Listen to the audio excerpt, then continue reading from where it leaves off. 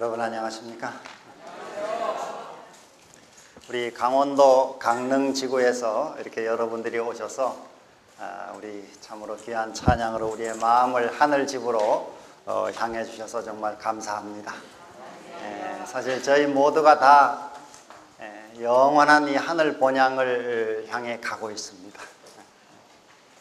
우리 삶의 짧은 인생 여정에서도 우리의 가는 이 여행의 목적지를 우리가 놓치게 되면은 그 인생이 참 불행하고 허무해집니다. 여러분이 자동차로 여행을 하시다가도 이 목적지 없는 여행을 하는 것만큼 허무한 게 없습니다. 이 여행을 왜 하는지, 아무리 좋은 차를 타고 다니고 아무리 좋은 경치를 보고 아무리 좋은 것을 먹는다 할지라도 목적지가 없는 여행만큼 허무한 것이 없습니다. 우리 인생도 지금 다 여행을 하고 있습니다. 여러분이 매일 일어나셔서 하루 또 주무시고 하루 일하시고 이 모든 것이 지금 어디를 가고 있는가, 우리는 지금 왜 살며 어디를 가고 있는가, 이 분명한 목적지를 자주자주 새롭게 확인해야 합니다. 그러면 우리 인생이 방황하지 않게 되어 있습니다. 오늘 우리 찬양을 통해 들려주신 이 귀한 찬양처럼 우리가 하늘집에 우리의 영원한 본향이 기다리고 있음을 우리가 오늘 다시 한번 새롭게 우리 마음에 새기면서 그 영원한 하늘 본향, 또 하늘 유리바닷가에서 우리가 함께 구원의 노래, 이 모세의 노래, 어린 양의 노래를 부르는 그 자리에 서기까지 우리 믿음의 길을 또 힘차게 걸어가게 되도록 하나님께서 우리 마음을 새롭게 해주시기를 간절히 소망합니다. 특별히 이번에 이렇게 이 집회 이렇게 초청을 해주셔서 함께 와서 정말 이 하나님의 말씀으로 깨어있는 귀한 성도들을 이렇게 제가 만나 뵙게 되어서 참으로 귀하게 생각하고, 또 이 여러 순서들을 통해서 저도 마음에 많은 은혜를 받고 또 새로운 마음을 갖게 됐습니다. 모쪼록 하나님께서 여러분들의 그 마음의 소원들을 계속적으로 크게 응답해 주시고, 하나님 말씀을 따라 한 걸음 한 걸음 더 순종하고 나가시는 그 길에 더 큰 힘을 주시고, 또 우리의 이 신앙이 그래서 날로 자꾸 자라고 성장하고 더 나아가서 이 믿음의 도약을 이루어서 하나님의 이 마지막 시대에 큰 우리 맡긴 사명들을 잘 감당하는 우리 모든 성도들이 되시기를 간절히 바랍니다. 오늘 이 아침에는 우리 히브리서 7장 24절과 25절의 말씀을 함께 찾아보겠습니다.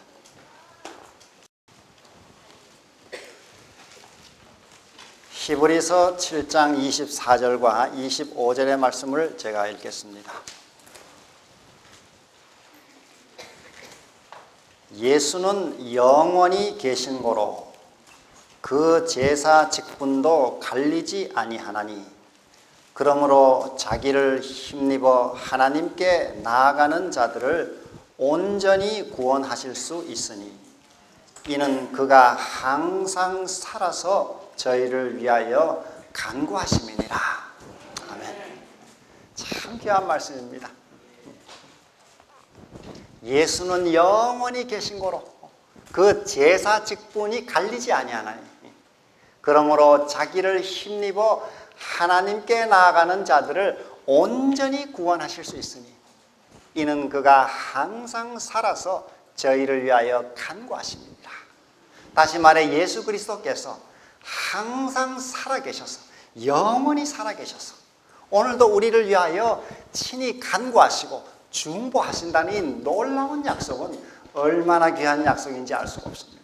특별히 하나님의 마지막 시대를 사는 백성에게 이 예수 그리스도의 중보 사역은 매우 중요한 것입니다. 사실 중보라는 말은 회개한 죄인에게 십자가의 공로를 계속하여 적용하는 사역을 가리켜 중보라고 합니다. 여러분이 구약 성경을 아시지만은 구약 성경에서 이 속죄는 뜰과 성소와 지성소를 통해서 끝났습니다. 이 뜰에서 시작된 이 희생이 제사장의 중보가 없이는 그 회개한 죄인에게 적용되지가 않았습니다. 다시 말해서 뜰에서 아무리 양을 잡아 죽인다 할지라도, 그 재물을 이 죄인이 아무리 잡아 죽인다 할지라도 그 죽이는 것만으로는 이 속죄가 끝나는 것이 아닙니다. 반드시 그 피를 받아서 제사장이 성소에 들어가 중보의 사역을 해야 그 개인에게 죄가 용서되는 것이었습니다. 그리고 이러한 1년 내내 이 속죄 사역은 대속죄일의 지성소 사역으로 완결되는 것이었습니다. 오늘 예수 그리스도께서는 이 실제적인 하늘 지성소에서 우리를 위한 이 마지막 중보와 심판 사역을 하고 계십니다. 오늘 이 아침에는 그래서 이 지성소 시대를 사는 우리의 자세, 이런 제목으로 말씀을 드리겠습니다. 예수님께서 하시는 지성소 시대를 사는 우리의 자세. 어제 우리 이 강상진 목사님께서 정말 아주 자세한 이 많은 내용을 통해서 우리가 정말 사는 이 시대가 끝이 정말 임박했음을, 이 악의 세력이 얼마나 조직적으로 계획적으로 정말 치밀하게 하나님의 남은 백성을 공격하고자 하는가를 우리에게 잘 말씀해 주셨습니다. 어제도 잠깐 읽은 말씀입니다만 제가 한번 다시 읽어보면 이 구호봉사 136페이지, 하나님의 심판이 땅에 내리고 있다. 전쟁과 전쟁의 소문들, 그리고 화재와 홍수로 인한 파괴는 종말까지 증가하게 될 환란의 때가 매우 가까이 이르렀다는 것을 분명하게 말해준다. 우리는 잃어버릴 시간이 없다. 세상은 전쟁의 정신으로 분기되어 있다. 다니엘 11장의 예언은 거의 마지막 성취 단계에 이르렀다. 이렇게 씁니다. 이 세상은 정말 이게 폭동과 전쟁의 정신으로 지금 흥분되어 있습니다. 우리는 지난 8월 초에 영국의 그 신사나라 영국의 이 런던 거리에서 이 폭동을 우리는 보게 됐습니다. 그 폭동이 전 지역으로 퍼져가는 것을 보게 됐습니다. 정말 인간이 이제는 이성을 잃어버리고 경제적인 이 빈부격차 문제든지 인종차별의 문제든지 어떠한 형태든지 이 죄악이 이제는 마지막 그 발악을 하는 모습을 보게 됩니다. 우리가 사는 세상은 정말 안전하지 않은 것입니다. 이 세상 그 어디에도 우리에게는 안전이 없습니다. 우리가 오늘 이 예수 그리스도가 항상 살아서 우리를 위하여 간구하시는 그 예수 그리스도 안에 우리가 믿음을 갖지 아니하면 이 세상에서는 우리가 안전한 곳이 없습니다. 여기 다니엘 11장의 예언이 거의 이제 여기 말씀하신 것처럼 마지막 성취 단계에 이르렀다 이렇게 했습니다. 다니엘 11장은 이 45절로 된 이 장이지만은 그 장에 지금 우리는 44절, 5절, 12장 1절을 지금 넘어가고 있습니다. 우리 44절의 말씀, 그러나 그때 동북에서부터 오는 소문이 이르러 그로 번민케 함으로, 이 북방왕을 번민케 하는 것이죠. 그가 분노하여 나가서 많은 무리를 도륙하며 살육할 것이다 이렇게 했습니다. 이제 곧 이 북방왕이 온 세상 세력을 다 침투해 장악하고 있습니다. 이제는 여기에 동북에서 오는 소문, 다시 말해서 이 세 천사의 기별이 외쳐질 텐데 그 기별로 인해서 북방왕은 흥분하고 분노하는 것입니다. 그리고 이 백성을 진멸하고 도륙하겠다 이렇게 했습니다. 그러나 그때에 내 민족을 호위하는 대군 미가엘이 일어날 것이다 이렇게 했습니다. 정말 우리 앞에는 이런 환란의 때가 여기 말씀처럼 매우 가까이 이르렀다고 말씀하고 있습니다. 우리는 어제 말씀처럼 자다가 깰 때가 벌써 됐다는 말씀을 우리가 기억하고 이러한 시대의 변화를 우리가 읽어가면서 이 시대에 합당하게 우리가 살아가도록 해야 되겠습니다. 여기 교회 증언 8권 252페이지에 계속해서 일어나고 있는 무서운 재난들에 대한 소식을 들을 때 나는 이것들이 무엇을 의미하는가 라고 자문해 본다. 이 엘렌 G 화이트이 자문해 보는 것입니다. 가장 무서운 재난들이 신속하게 연이어서 일어나고 있다. 우리는 얼마나 자주 많은 생명과 재산을 앗아가는 지진과 큰 회오리 바람, 화재와 홍수에 의한 파괴에 관하여 듣게 되는가. 언뜻 보기에 이 재난들은 혼란하고 통제가 없는 힘의 변덕스러운 폭발처럼 보인다. 그러나 우리는 그 속에서 하나님의 목적을 읽을 수가 있다. 그것들은 하나님께서 사람들에게 위기의식을 불러일으키고자 하시는 방법들 중에 하나이다 이렇게 씁니다. 여러분, 오늘날 일어나는 이 큰 바람들, 재난들 이런 것들은 하나님이 특별한 목적을 거기 가지고 계신데 하나님이 그것을 이 땅에 내리는 건 아니시지만은 그런 걸 허락하시는 중요한 목적은 하나님의 남은 백성들로 하여금 이 시기가 이제 끝이 가까웠음을 알고 정말 위기의식을 가지고 이 시대를 바로 살아가도록 우리에게 경고하는 것이라 하겠습니다. 우리가 이런 것들을 과거에도 많이 보았습니다만 앞으로 또 많이 일어날 것입니다. 그러나 우리는 이러한 것들을 볼 때 어제 말씀드린 대로 이게 산통이라 하겠습니다. 계속 이 진통이 오는 것입니다. 진통이 오다 보면 어떻게 됩니까? 주님이 오시는 것이죠. 주님이 오시는 것이죠.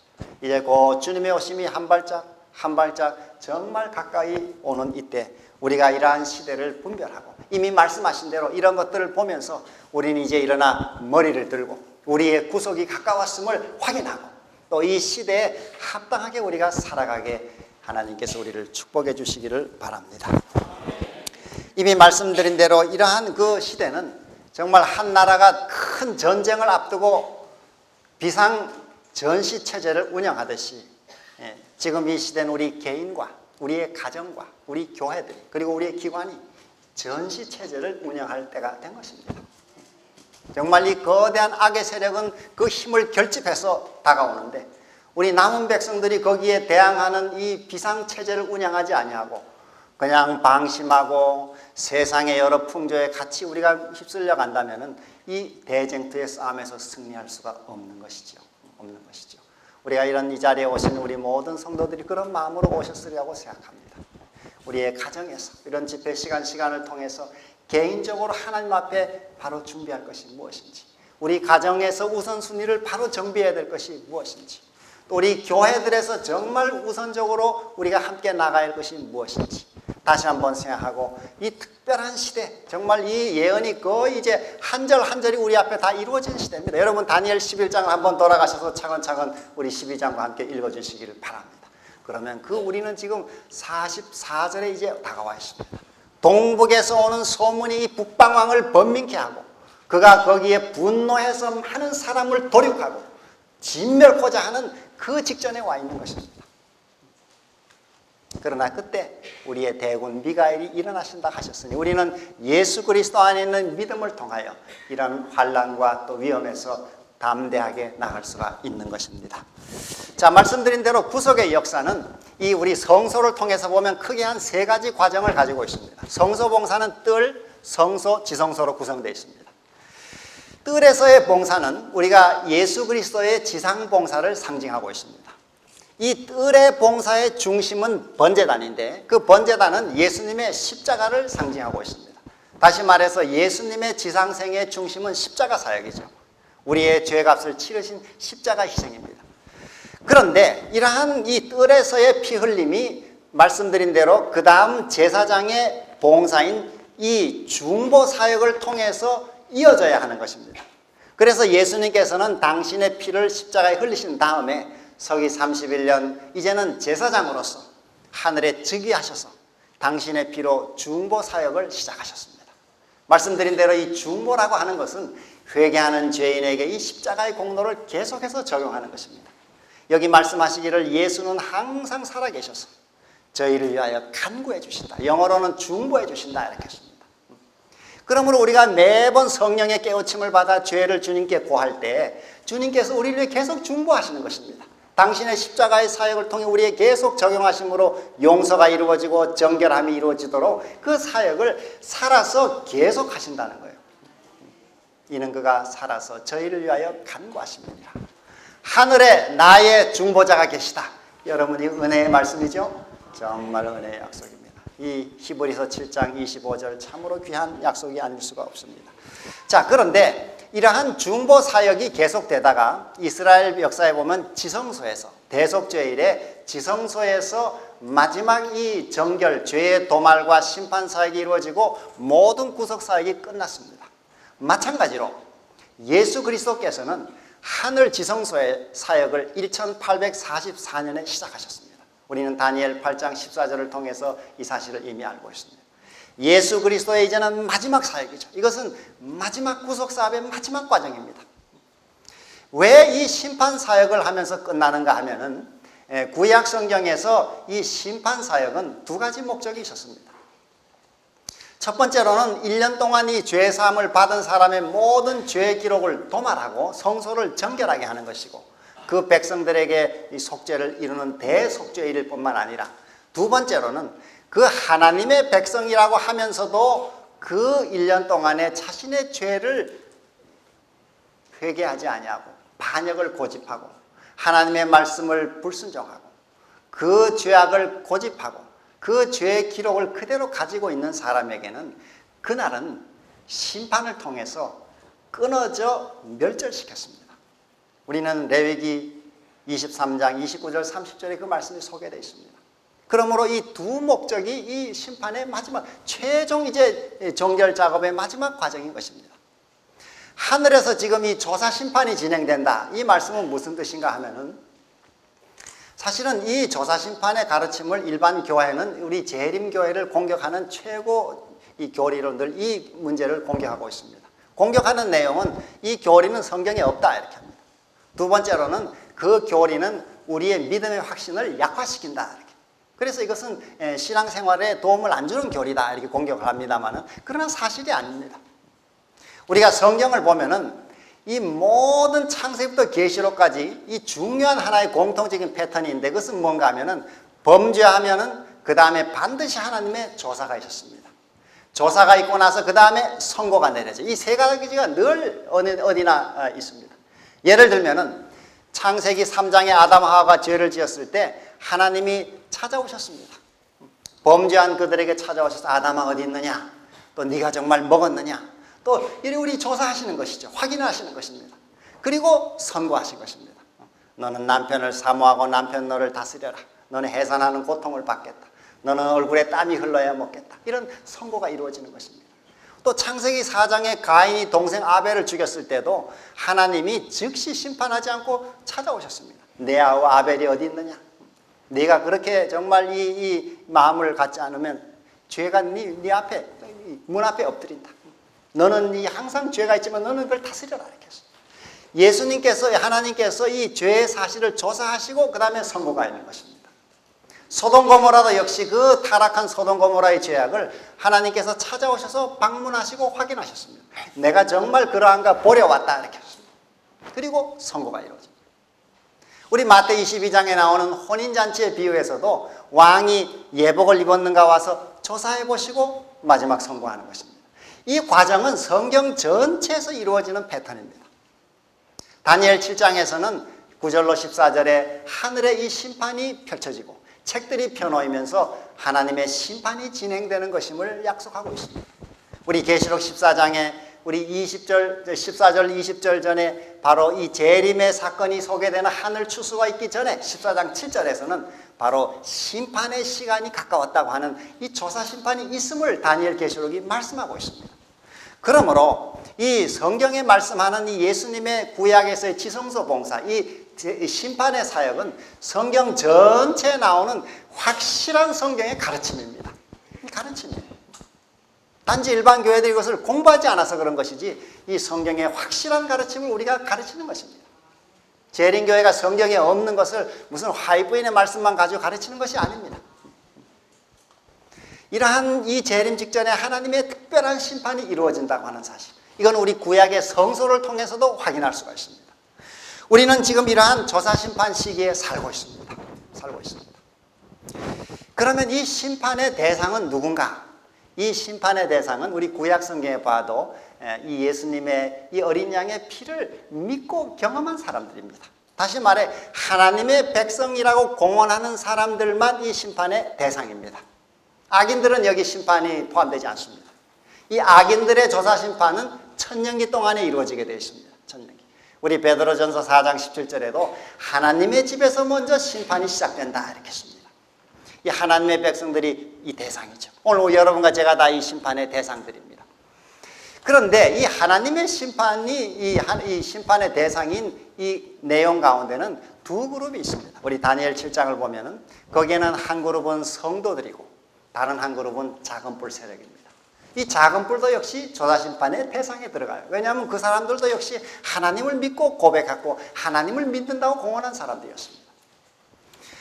이 심판의 목적은 우리 구약 성경처럼 두 가지인데, 하나는 하나님의 백성을 옹호해 주는 것이고 다니엘 7장 22절 성도를 신원하시는 심판이고, 또 하나의 목적은 작은 뿔에게 파멸을 선언하는 것입니다. 다니엘 7장 26절. 그러므로 이 조사심판의 중요한 두 목적은 하나님의 백성이라고 공언했던 사람들이 대상에 들어있는 것입니다. 이 사람들을 왜 심판하는가 그러면 이 심판의 중요한 이유는 스가랴 3장 1절로 5절에 소개된 대로 악한 마귀가 하나님의 이 남은 백성 이제 곧 재림으로 데려갈 사람들에 대해서 고소를 하는 것입니다. 계속 참소하고 고소하고 있습니다. 이 죄인들 하늘에 데려가는 것이 합당치 않다고 자꾸 고소하는 것입니다. 온 우주의 천만 천사들과 하늘 거민들은 이 사람의 마음속을 생각을 읽을 수가 없기 때문에 그 사실들을 온 우주 앞에 하나님의 이 판단이 의롭다는 것을 확인하는 것이 필요한 것입니다. 그래서 이 심판의 목적은 사실 우리 개개인들을 위한 것이라기보다는 살아있는 사람에게는 오늘 우리를 위한 것이지만은 이미 죽은 사람들, 아담이든 다윗이든 이런 사람들은 이미 끝난 것입니다. 그렇지만은 하늘 거민들 앞에 온 우주를 대상으로 하는 심판입니다. 여러분이 다니엘 7장 9절 10절 읽으시면 심판을 베푸는데 책들이 펴놓여 있고 하늘에 천천만만의 천사들이 여기 배석해 있습니다. 하늘을 위한 것이죠. 하늘을 위한. 이거는 우주를 위한 심판입니다. 그 심판에 드디어 기록으로 심판을 받습니다. 이 골석 재판입니다. 예를 들어서 다윗의 예를 하나 우리가 들어본다면은 사단이 참소합니다. 다윗의 기록을 들추면서 하나님 보십시오. 이 사람 간음하고 그 다음에 또 이거 은폐하고자 살인하고 이 못된 죄 지은 사람 이거 어떻게 하늘에 갈 수 있습니까? 안 됩니다. 고소하는 것이죠. 온 우주 앞에서 고소하는 것입니다. 그럴 때 하나님께서 그 다윗의 기록을 다 들추는 것입니다. 모든 기록을 다 하늘에 정말 그 마음의 동기까지도 다 기록되어 있는 그 기록을 쫙 들추시는데 정말 다윗이 여인을 보고 음욕을 품고 간음에 빠지는 일과 그 행동과 그 다음에 또 그걸 은폐하기 위해서 우리아를 죽이는 일과 이게 다 나오는 것입니다. 그 사실이라고 사단의 고소가 사실이라고 말합니다. 인정하십니다. 그러나 그 다음 장면을 또 열어 보이시는 거예요. 거기에 다윗이 뼈가 마르도록 회개하는 기도가 나옵니다. 통회하는 기도. 시편 51편, 32편의 그 통회하는 기도. 정말 하나님의 약속을 믿고 하나님의 이 어린 양의 보혈을 믿고 진심으로 자복하고 죄를 미워하고 떠나는 그 다윗의 진정한 회개 기록을 확인하면서 그 다윗의 죄를 자백한 죄를 내가 대신 맡았고 그것을 십자가에 내가 갚았다는 것입니다. 그 죄를 다 갚았기 때문에 다윗의 죄는 내가 갚았기 때문에 다윗은 하늘에 가는 것이 합당하다고 온 우주 앞에 선언하고 그 모든 기록이 도말되는 것입니다.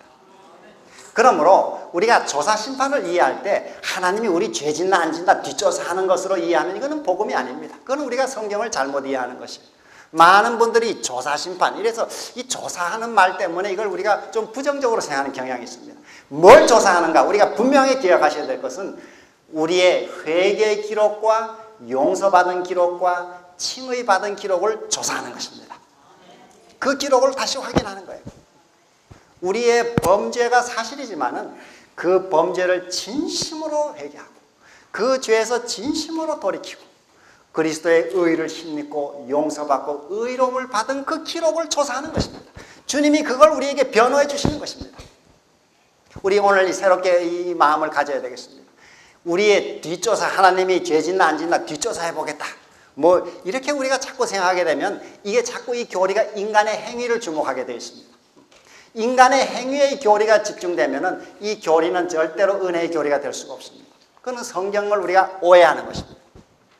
그러므로 우리는 이 조사 심판의 교리가 은혜의 복음이라는 것을 확실하게 이해하고 믿어야 되겠습니다. 이걸 바르게 이해하는 것이 매우 중요합니다. 이 마지막 시대 주님의 이 중보와 이 변화가 얼마나 중요한지 우리가 바르게 이해할 때 우리는 지금 우리를 위해 하시는 주님의 사역을 감사하고 더욱 신뢰하게 되는 것입니다. 자, 그래서 여기 우리 엘렌 화이트는 이러한 조사 심판에 대해서 잘 이해하도록 여기 대쟁투 488페이지에 다음과 같이 말하고 있습니다. 하나님의 백성들은 성소 문제와 조사 심판에 관한 문제를 분명히 이해해야 할 것이다. 그들은 그들의 크신 대제사장의 위치와 사업에 대하여 그들 스스로 알아야 한다. 그렇지 못하면 그들은 이 시대에 필요한 신앙을 활용하거나 하나님께서 그들에게 차지하기를 바라시는 그 위치를 채우지 못하게 될 것이다. 그래서 여러분에게 부탁드리기는 우리 돌아가셔서 각 시대의 대쟁투 28장, 제28장 이 하늘에서 진행되는 조사심판의 부분을 우리 한 문장 한 문장 여러분이 기도하면서 차근차근 좀 이렇게 뜯어 읽으시기를 제가 권합니다. 여러분 한 번에 차근차근 읽으셔요. 이거 재림교회가 정말 이 깨닫고 전하는 이 하늘의 지성소 사역, 조사심판의 사역, 구속사업의 지금 마지막 이 과정에 대해서 먼저 우리 자신이 분명하게 이해해야 되겠습니다. 그래야 우리가 증거할 수가 있습니다. 안 그러면은 다른 교회들이 인터넷에다가 이 조사심판 그 성경에도 없는 가르침을 왜 가르치느냐 이렇게 할 때 우리가 자꾸 당황하게 되고 나 자신도 혼란스러워서 대답을 못하게 되는 것이죠. 우리가 기도하면서 우리 대쟁투 28장을 차근차근 우리 한번 읽게 되시기를 바랍니다. 그리고 주님이 지금 하시는 그 일이 얼마나 중요한지를 우리가 바르게 이해해야 되겠습니다. 특별히 엘렌 G 화이트는 하늘에서 진행되는 이러한 그리스도의 중보 사역은 이 조사심판 진행되는 이 지성소 사역은 중보와 이 심판이 동시에 이루어지고 있습니다. 옛날 구약 대속죄일에도 매일의 조석 번제는 계속됐습니다. 대속죄일 당시에도. 그러므로 이 그리스도의 중보도 계속되고 있고 동시에 이 심판도 지금 진행되고 있습니다. 그러므로 이 그리스도의 중보 사역은 십자가의 피 흘림과 맞먹는 매우 중요한 사역입니다. 매우 이 중보에 대해서 우리가 자세히 이해하고 기억하셔야 되겠습니다. 십자가만 하고 끝나는 것이 아니고 그 십자가의 크신 사랑을 지금 우리 각자에게 적용하고 매 순간순간 우리를 위해 일하시는 그리스도의 중보를 우리가 이해하는 것이 필요합니다. 여기 대쟁투 489페이지에도 하늘 성소에서 사람을 위하여 진행되는 그리스도의 중보 사업은 구원의 계획에 있어서 십자가 상에서의 그분의 죽음과 마찬가지로 기묘하다 이렇게 씁니다. 기묘하다. 십자가 사역과 동등할 만큼 중요한 사역이 지금 중보 사역입니다. 이 십자가 사역에 적용이 있어야 하는 것이죠. 그걸 만일 우리가 우리 죄를 자백하면 저는 미쁘시고 의로우사 우리 죄를 사하시며 모든 불의에서 우리를 깨끗하게 하실 것이요. 그것이 바로 중보 사역 아니겠습니까? 우리 요한일서 2장 1절에도 만일 우리가 죄를 범하면 아버지 앞에 우리의 대언자가 이 중보자가 있으니 곧 의로우신 예수 그리스도시라 하겠습니다. 여러분 그러므로 우리가 주님이 성령이 우리 마음의 죄를 깨우쳐 주실 때 하나님의 말씀으로 우리의 허물을 지적해 주실 때 내가 미처 알지 못했던 죄악들이라도 깨우쳐 주실 때 우리가 이러한 우리의 중보자가 사랑스러운 예수 그리스도께서 하늘 지성소에 계심을 믿고 우리가 기쁘게 자복하고 그 앞에 우리의 허물과 죄를 다 용서받게 되시기를 바랍니다. 이 지성소 기간 동안 우리는 날마다 이 정결의 과정을 들어가야 합니다. 이 1년 동안에 이 허물과 죄를 자복하고 대속죄일의 속죄를 받지 못하면은 이 죄 속에 그냥 뒹굴고 살게 되면은 죄의 기록을 우리가 이 하늘 기록책에 남겨두고 회개하고 용서받지 못한 채 그냥 살아가게 되면은 정말 이 심판의 날에 운명이 결정되려고 하는 그때 우리는 영원한 멸망으로 떨어지게 됩니다. 정말 엄숙한 시간입니다. 우리는 매일매일 우리의 하늘 기록책에 우리가 하늘 기록으로 지금 심판을 받는데 이 기록에 대하여 정말 내가 어떻게 설지 심판대 앞에 정말 어떻게 나는 서야 될지를 자주자주 묵상해야 합니다. 제가 이 엘렌 G 화이트의 두 구절을 읽어보면 이 심판의 과정을 자주 묵상하라 이렇게 씁니다. 우리 대쟁투 601페이지에 우리는 이 세상 역사의 가장 엄숙한 시기에 살고 있다. 지상의 무수한 사람들의 운명은 바야흐로 결정되려 하고 있다. 우리 미래의 행복과 다른 영혼들의 구원은 우리가 지금 걸어가고 있는 길에 의하여 좌우된다. 우리는 진리의 영으로 지도받을 필요가 있다. 그리스도를 따르는 모든 사람들은 주여 내가 무엇을 하기를 원하십니까? 라고 간절한 마음으로 물어야 한다. 우리는 금식과 기도로서 주님 앞에 우리 마음을 겸비하게 하고 하나님의 말씀, 특별히 심판의 광경에 대하여 많이 생각해야 한다. 알겠습니다. 이게 지금 하늘에서 이루어지는 최종 그리스도의 지금 최종 구속 사업이 이 마지막 과정, 이 하늘 심판에서 많이 생각하라 이렇겠습니다. 하나님의 말씀 우리가 묵상할 게 많이 있습니다만은 그 중에 여기 특별히 여기 엘렌 G 화이트 특별히 이 심판의 광경에 대하여 많이 생각하라 이렇겠습니다. 우리가 실 환호라기도 걸칠 수 없이 우리의 모든 기록이 하나님 앞에 그대로 노출되어서 우리의 마음의 저 깊은 은밀한 동기까지도 다 그대로 노출돼 지금 우리는 심판을 받고 있습니다. 사람 눈에는 가려질 수 있습니다. 사람 눈에. 그러나 하나님 눈앞에 벌거벗은 자같이 우리는 지금 하루하루 이 심판의 엄숙한 시간을 지나고 있음을 자주자주 많이 우리가 묵상할 수 있게 되기를 바랍니다. 그리고 어린 양의 보혈이 옆에 준비되어 있음을 기억하고 우리의 중보자가 옆에 계심을 기억하고 우리 아직도 은혜가 있는 이 은혜의 기간 동안 우리의 허물과 죄를 진정으로 자복하고 죄의 정말 그 흉악성과 참 잔인성을 바로 깨닫고 죄를 정말 미워하고 떠나는 일들이 일어나야 되겠습니다. 이게 마지막 시대를 사는 남은 백성의 참으로 중요한 일이라고 생각합니다. 또 다른 한 권면에는 488페이지에 심판이 시작되어 책들이 펴질 것과 마지막 날에 자신의 운명을 결정하는 자리에 서야 할 엄숙한 광경에 대하여 각 사람은 다니엘과 같이 자주 심사숙고하는 것이 참으로 기묘하다 이렇게 씁니다. 이거 자주 묵상하라는 거예요. 자주 깊이 생각해 보라는 것입니다. 여러분 다니엘 7장에 소개된 이 하늘 심판의 광경에 대해서 우리가 자주자주 시간을 내서 조용하게 그리고 깊이 한번 생각하는 시간을 가질 수 있도록 하나님께서 우리를 도와주시기를 바랍니다. 우리 마지막 때 마귀가 우리 삶을 분주하게 만들지만은 우리가 자주자주 이런 시간을 내야 하겠습니다. 내야 하겠습니다. 하늘에 진행된 이 마지막 장면을 자주 생각하면 우리가 이렇게 함부로 살 수가 없게 되는 것이죠. 이러한 엄숙한 심판이 있음을 우리가 잊어버리고 살기 때문에 안일에 빠지고 자신의 이 어떤 죄에 빠지고 자꾸 이 생활을 방종하는 것이지 정말 이런 엄숙한 시간이 이렇게 진행된다고 생각한다면 우리가 이런 삶으로 살 수가 없는 것입니다. 주님이 우리의 연약함을 도우셔서 우리가 자주 이 말씀 따라 이 엄숙한 광경을 우리가 묵상하게 되시기를 바랍니다. 우리 이러한 조사심판은 아까 말씀드린 대로 은혜의 복음이라 이렇게 했습니다. 이 조사심판은 우리를 정죄하거나 뭐 허물을 찾아내갖고 멸망시키려고 하는 심판이 아닙니다. 우리가 죄를 고집하면 멸망에 떨어지지만은 우리가 언제나 자복하고 돌아서면 이 심판은 우리를 옹호해 주는 심판입니다. 우리의 중보자 예수님께서 우리를 피 흘려 사실 만큼 사랑하신 그 예수님께서 우리를 사단의 고소로부터 옹호하시고 변호하시고 마침내 온 우주 앞에 우리의 구원이 합당함을 증거하는 심판이지 절대로 이 심판이 우리의 구원의 확신을 약화시키든지 힘을 빼는 심판이 아닙니다. 우리가 이걸 오해하기 때문에 그렇죠. 주님의 이 구속의 사역을 이해하지 못하고 중보의 사역을 보지 않고 자기가 하나님 앞에 내가 죄가 있나 없나 자꾸 자기 허물을 들여다보니까 인간이 자기를 들여다보면 실망하게 되어 있습니다. 우리가 주님 앞에 나아가서 의를 받을 때 죄를 깨닫고 깊이 깨닫는 것이 필요합니다. 깨달은 다음엔 즉시로 주님께 돌아가야 합니다. 그 죄의 실망에 자기의 실망에 계속 빠져서 주저앉아 있으면 그 은혜를 받지 못하게 되어 있습니다. 그건 겸손이 아니죠. 교만도 안 되지만은 이렇게 잘못된 겸손도 안 됩니다.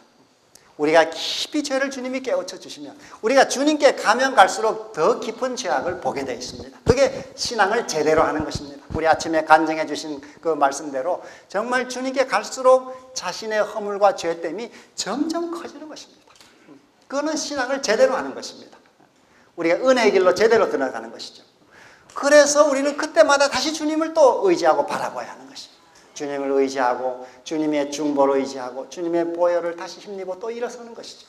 그 신앙이 자라가는 것입니다. 그것이. 그러나 10년 전이나 5년 전이나 뭐 신앙이 늘 제자리다. 기도 제목이 늘 똑같고 뭐 회개하는 내용도 똑같다면 이 신앙의 변화가 없는 것입니다. 우리의 삶이 점점 더 깊은 데로 이제 들어가야 되겠습니다. 자, 그래서 이러한 우리 심판에 대해서 우리가 바른 이해를 가지고 이러한 조사 심판 시대를 우리는 어떻게 살아야 될 것인가 세 가지만 말씀드리고 이 시간을 마치겠습니다. 이 조사 심판 시대를 사는 정말 엄숙한 시대라는 것을 우리가 이해했으면은 이 시대를 어떤 자세로 살아가야 할 것인가. 첫 번째로 날마다 그리스도의 의를 우리가 옷 입고 죄를 버리는 삶을 살아야 하겠습니다. 죄를 떠나는 삶을 살아야겠습니다. 이 죄와 함께 계속 죄 속에 뒹굴고 그저 늘 자꾸 같은 죄에 죄 짓고 후회하고 죄 짓고 후회하고 이렇게 반복되는 삶 속에 신앙이 도약을 하지 못하고 이 죄의 습관에 발목이 잡혀가지고 자기 내면의 약점에 이 신앙이 잡혀가지고 뛰어 이렇게 성장하는 경험을 하지 못하면은 그 신앙은 좀 문제가 있습니다. 그건 우리가 극복해야 되는 문제라고 보여져요. 그걸 주님이 극복하도록 은혜를 주셨다고 말씀하셨습니다. 그러므로 이 이미 주신 은혜를 날마다 받아야 합니다. 어쩌내게 말씀드린 대로 예수님의 생애에서도 그가 이른 아침에 매일 아침, 여러분 한번 꼭 자세히 그 부분을 읽으시면 좋겠어요. 실물교훈 139페이지입니다. 제 12장입니다. 그 제일 첫 번째 문장을 여러분 이 단락을 읽어보시면은 예수께서는 매일 아침 이런 시간에 아버지와 여러 시간 교제하셨다 이렇게 했어요. 매일 아침 여러 시간. 이거 참 중요한 표현이에요. 참 중요한 표현. 저도 늘 제대로 아직 하지 못합니다만 늘 그렇게 노력하려고 애쓰고 있습니다. 이 아침 시간에 우리가 여러 시간 기도하는 것이 필요합니다. 그냥 10분, 20분 잠깐 기도하고 벌떡 일어나고 이렇게 해가지고는 영적인 힘을 경험할 수가 없습니다. 여러분 기도 생활에서 시간이 전부는 아닙니다만은 시간은 기도 생활에 매우 중요한 요소입니다. 기도가 그저 10분, 20분 덜고 일어나고 그냥 급해서 바쁜 일 하나 나가고 안 하는 것보다 10분, 20분 하는 것도 참 좋습니다. 그러나 정말 이 마지막 시대에 예수 그리스도께서 우리에게 보이신 그 모범을 따라가기 위해서는 우리 시간이 좀 더 깊은 기도가 필요합니다. 깊은 기도가 필요해요. 성령의 충만이 우리 깊이 이 감정 세계까지 들어와야 합니다. 아까 우리 말씀에 우리 들었습니다만 이 인간의 이 감정 문제, 시어머니와 며느리의 감정 문제든 부부 간의 감정 문제든 부모와 자녀가의 문제든 교우 간의 인간관계의 문제든 인간이 우리가 머리로는 이 교리를 다 이해하고 있습니다. 그러나 이 감정의 차원에서는 이 극복이 안 되는 것이 대부분 많이 있습니다.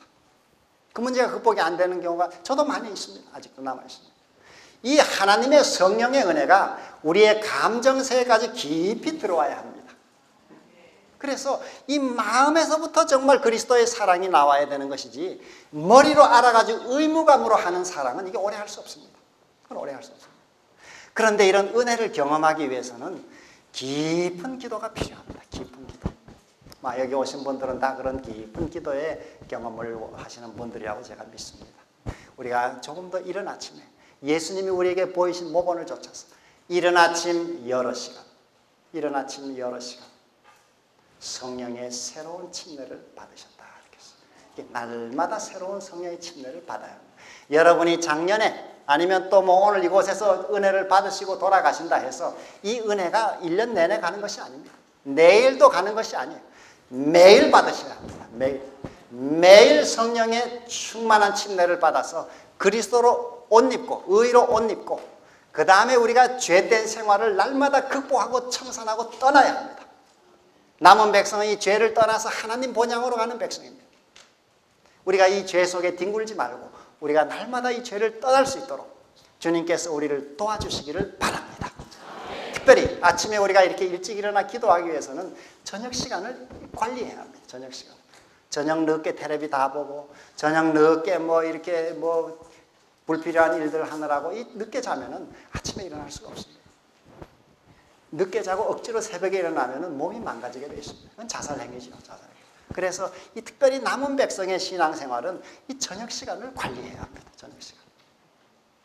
저녁도 가능하면 좀 일찍 먹고 좀 가볍게 먹고 그 다음에 우리가 내일 아침을 위해 체력을 준비하고 이렇게 해서 이른 아침에 하나님의 생생한 성령의 은혜를 충만하게 공급받아야지 죄를 이길 수 있고 우리가 이 죄를 떠날 수 있는 은혜를 받을 수가 있습니다. 우리가 다 죄를 떠나기를 원치 않습니까? 그러나 안 되는 이유는 이 은혜를 받지 않기 때문에 그렇습니다. 하나님 책임이 없습니다. 우리가 받지 않는 것이죠. 우리 이번 함께 이미 하시고 잘하고 계십니다만은 더 우리 마음을 새롭게 해서 좀 더 깊은 기도에 우리가 들어갈 수 있도록 하나님께서 우리를 도와주시고 축복해 주시기를 간절히 바랍니다. 두 번째로는 이 지성소 시대를 사는 우리 두 번째로는 성령의 능력으로 전체적인 순종으로 우리가 나가야 합니다. 부분적인 순종에 만족하지 말고 하나님 말씀에 그저 어떤 이거는 순종하고 저거는 내가 좀 못한다고 그렇게 그걸 우리가 타협하지 말고 정말 온전한 순종, 온전한 대로 나아가라 하신 말씀처럼 우리가 전체적인 순종으로 우리가 나아갈 수 있기를 소망합니다. 소망합니다. 주님께서 우리에게 은혜를 주셔서 그런 정말 전체적인 순종으로 나아갈 때 우리 삶에 놀라운 부흥이 일어나고 또 특별히 마지막 시대 부흥이 일어난다 이렇게 했습니다. 여러분 지성소 안에 들어가시면 뭐가 있죠? 지성소 안에 법궤가 있고 또 시은 자가, 법궤 뚜껑을 시은 자라 그럽니다. 시은 자가 있고 또 그 안에 십계명, 계명이 들어있고 그 다음 또 뭐가 있습니까? 만나 항아리가 있고 또 아로의 상난지팡이. 여러분은 뭐 신학 지식이 대단하십니다. 이거 뭐 척척척 다 대답하시고. 그 다음 또 뭐가 있습니까? 지성소에? 네, 그룹 천사가 이렇게 또 둘러있고 그 다음 또 뭐가 있어요? 네, 쉐키나 영광이 그룹 사이에 하나님의 임재 영광이 있습니다. 지성소 시대는 영광화의 경험에 들어가기를 연습해야 할 때입니다. 영화의 경험이죠. 우리가 뜰을 칭의라고 한다면 이 성소, 떡상, 촛대, 우리가 등대가 있는 이 성소 경험은 성화의 경험이라고 할 수 있습니다. 말씀과 성령과 기도의 은혜로 우리가 날마다 성화되는 것이죠. 이렇게 성화의 경험에서 우리가 마침내 영광화의 경험으로 들어가야 합니다. 예수님이 지금 거기 계십니다. 영화의 경험이죠. 영화의 경험. 그런데 이 영광은 언제나 그 밑에 율법과 붙어 있습니다. 이거 우리 기억하십니다. 영광과 율법은 항상 붙어 있습니다. 우리의 삶이 하나님의 율법의 전체적인 순종으로 나가면 그 삶에 하나님의 영광이 임하게 되어 있습니다. 우리 잘 기억하셔야 되겠습니다. 우리가 하나님의 율법을 떠나면, 내가 분명히 알고 있는 하나님의 이 말씀의 길에 불순종하고 떠나면, 내 양심을 타협하고 그것을 죄를 버리지 않으면 그 삶에는 영광이 서서히 떠나게 되어 있습니다. 영광이 떠나게. 세상적으로 아무리 돈이 많아도 영광은 임하지 않습니다. 세상의 돈과 명예와 권력이 아무리 많아도 이 하나님의 영광을 우리가 받을 수 없습니다. 그 세상의 영광은 잠깐 번쩍이다 없어지는 것입니다. 우리는 영원한 하늘 영광, 하늘집에 들어갈 백성으로, 우리 지성소 시대를 살고 있는 백성으로 하나님의 영광과 율법이 붙어 있다는 것을 기억하고 우리의 삶에 율법에 대한 온전한 순종의 길로 우리가 나가야 합니다. 이게 우리 지성소 시대를 사는 백성의 중요한 자세라고 보여집니다. 아담과 하와도 불순종했더니 영광의 옷이 떠나버렸습니다. 우리 사무엘상 4장에 홈리와 비느하스가 블레셋 전쟁하러 나갈 때 법궤를 들고 나갔다가 율법을 뺏기고 율법에 불순종하는 생애를 살았더니 영광이 떠나버렸습니다. 비느하스 아내가 아이 낳으면서 아이 이름을 이가봇이라 붙였는데 그 말은 영광이 떠났다는 뜻입니다. 솔로몬도 하나님의 그 은혜를 많이 받았지만 불순종의 길로 갔더니 영광이 떠나버렸습니다. 우리 오늘도 기억해야 되겠습니다. 우리가 어떤 가진 자리나 직책이나 무슨 돈이나 명예 때문에 영광이 주어지는 것이 아니고 하나님의 영광은 하나님의 율법과 항상 일치된 삶에 함께 한다는 것을 기억하고 우리 남은 백성으로서 우리 이 길을 걸어가도록 하나님께서 우리를 도와주시길 바랍니다. 율법에 대한 전체적인 순종으로 점점 나아가야 할 때입니다. 특별히 하나님의 율법의 여러 가르침 가운데 우리 안식일에 대해서는 아까 많이 또 말씀을 들었습니다. 그리고 또 우리 건강기별에 대해서도 많은 말씀 우리가 들었습니다. 제가 여기 예언의 신의 한 말씀을 읽어보면은 여기 만일 우리가 하나님 앞에 스스로를 낮추고 친절하고 예모 있고 부드럽고 동정적일 것 같으면 오늘 한 사람밖에 없는 곳에 100명의 사람이 진리로 돌아오게 될 것이다. 그 위의 말씀, 이거는 교회증언 9권 189페이지의 말씀이고 대쟁투 478페이지. 하나님의 율법이 다시 그 정당한 위치를 회복할 때에만 하나님의 백성이라고 공언하는 사람들 사이에서 초대 교회가 가졌던 믿음과 경건의 부흥이 일어날 수 있다. 이렇겠습니다. 율법이 회복되면은 부흥이 일어나게 되어 있다고 약속했습니다. 여자의 남은 자손은 이 율법을 회복하는 백성입니다. 하나님의 계명과 예수 믿음을 지키는 사람들이고 성도들의 인내가 여기 있나니 저희는 하나님의 계명과 예수 믿음을 가진 자들. 다시 말해서 이 남은 백성은 율법을 회복하는 백성입니다. 하나님의 율법, 그 근본이 무아의 사랑인 율법을 온전히 회복하는 백성입니다. 우리는 이 은혜를 아침마다 받아야 합니다. 하나님의 무한한 성령을 통해 우리에게 주신 성령으로 말미암아 하나님의 사랑이 우리 마음에 부음받는다고 하는 로마서 5장 5절의 약속대로 우리가 이른 아침 깊은 기도를 통해 성령의 충만을 받으면 하나님의 사랑이 마치 나야가라 폭포수와 같이 우리에게 부어지게 되어 있습니다. 그 사랑으로 남편도 사랑하고 아내도 사랑하고 자녀도 사랑하고 이웃을 사랑하는 힘이 나오는 것이지 내 속에는 선한 것이 없다 이렇게 했어요. 로마서 7장 18절에 우리 속에는 선한 것이 없습니다. 이 은혜를 매일 받아야 된다는 것을 기억하셔야 되겠습니다. 우리가 이런 집회에 와서 한 번 결심한다고 이 은혜가 항상 머물러 있는 것이 아니고 매일 만나와 같이 매일 이 은혜를 아침에 깊이 우리가 받아야 해요. 마음 저 깊은 곳까지 받아야 되겠어요. 그러려면 오래 앉아 기다려야 합니다. 주님 앞에. 예수님이 이른 아침에 여러 시간 아버지와 교제하셨듯이 이 오랜 교제가 우리 남은 백성들에게 반드시 회복돼야 합니다. 예수님의 이 패턴을 반드시 우리가 따라가야 이 남은 교회의 성령의 부흥이 틀림없이 일어나게 되어 있습니다. 마음에는 원하고 교리는 많이 배우고 듣는 귀는 높은데 실제로 이런 받는 시간이 없어가지고 아는 이 머릿속에서만 계속 의무감 속에 이 부대끼고 실제 나타나는 능력이 안 나타나는 것이죠. 오늘 우리가 주님 앞에 오래 기다리는 이 은혜를 꼭 받을 수 있게 되시기를 바랍니다. 여러분 그러나 안 하시다가 처음 하시면은 그 여러분 오래 받는 게 쉬운 일이 아닙니다. 그래서 이 훈련이 필요합니다. 훈련이 필요해요. 그래서 이 기도는 다른 말로 하나님 앞에서 이 고독을 이기는 훈련이라 할 수 있어요. 이 고독은 견디기 어렵습니다. 처음에는. 그러나 여러분 자꾸 오래 기다리시고 잠잠히 기다리시면은 이 듣는 기도에 여러분 점점 깊이 들어가시면은 이 기도의 축복을 경험할 수 있어요. 많은 문제들이 해결되게 되어 있어요. 여러분 삶에 많은 무거운 짐이 녹아내리게 되겠습니다. 복잡한 인간관계 문제도 주님이 길을 열어주십니다.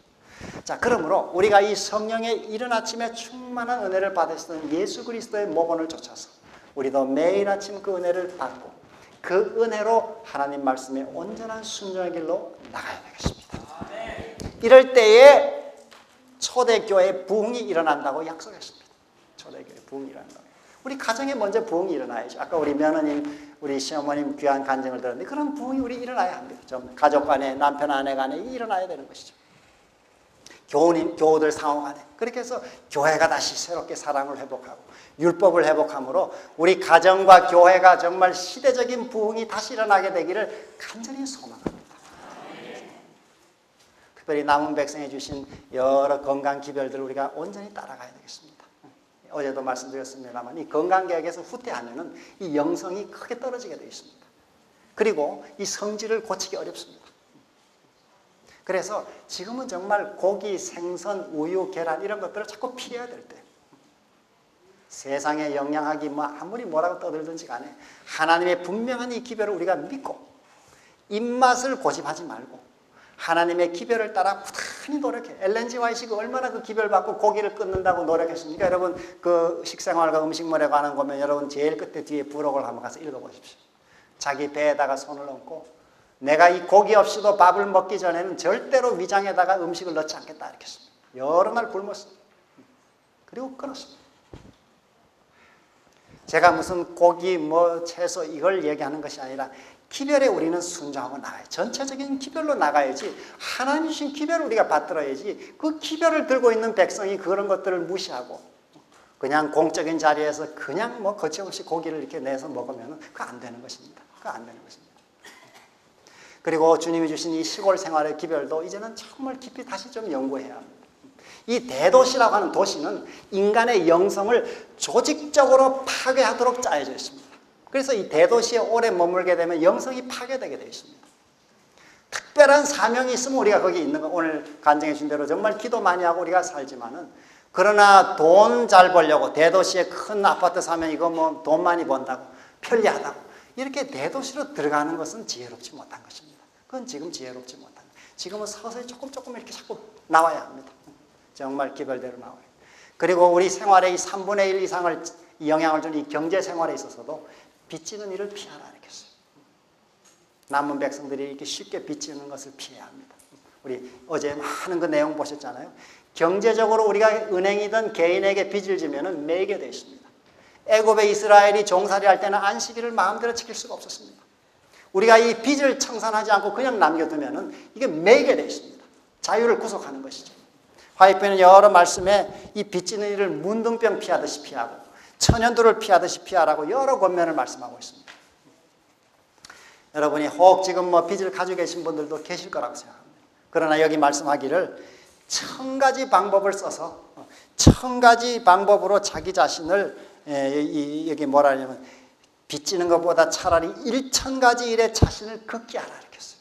다시 말해 빵이 빚을 청산하기 어려우면 2개짜리를 하나로 줄이고 자동차를 청산하고 안 되면 정말 이 생활을 청산하면서 속히 빚을 청산해야 합니다. 이 남은 백성이 쉽게 그냥 카드 쓰고 융자 내고 이렇게 하게 되면은 정말 위험한 일이죠. 하이빈이 여러 곳에 말씀하셨어요. 여러 곳에 말씀. 실제적으로 우리가 이 문제를 깊이 생각해야 합니다. 돈 쓰는 문제. 불필요한 돈 쓰는 일을 우리가 자제하고 하나님의 사업에 전적으로 재물을 바치는 일에 이 마음을 새롭게 가족들과 의논하고 헌신해야 합니다. 세상적인 돈벌이 여기저기 자꾸 이런 데 관심을 두는 대신에 정말 이렇게 임박했다면 그걸 확실하게 믿는다면 우리의 경제 생활에도 변화가 와야 합니다. 거주 환경에도 변화가 와야 돼요. 식생활에도 변화가 와야 돼요. 모든 면에 변화가 와야 합니다.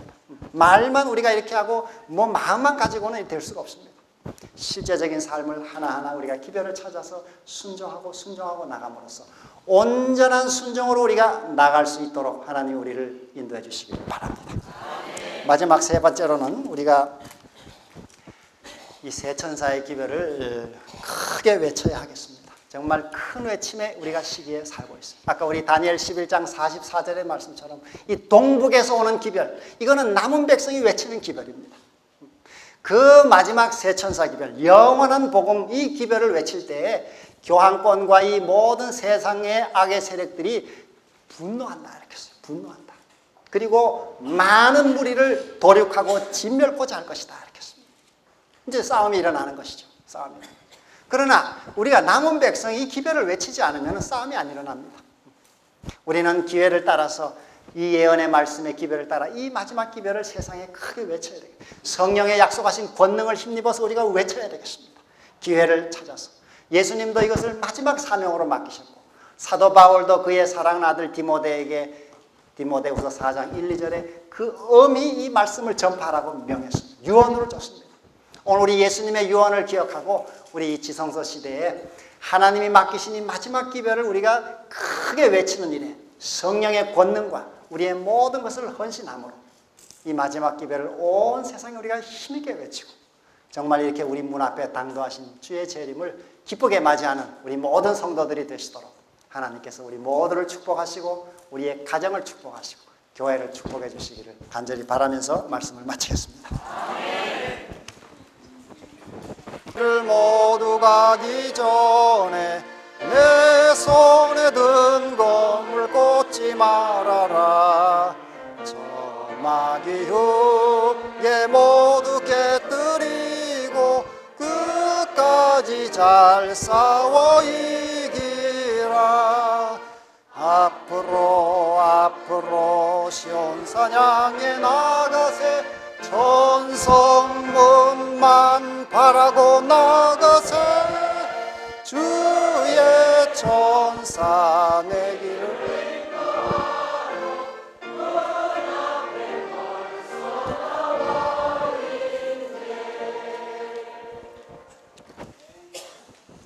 이제는 우리 주 예수 그리스도의 다함이 없는 은혜와 하나님 아버지의 무한하신 사랑과 성령의 교통하심이 주의 오심을 사모하여 모인 주의 사랑하는 성도들 심령과 그들의 가정과 교회에 이제로부터 영원한 그날까지 길이 함께 하시기를 예수 그리스도의 이름으로 축원하옵나이다.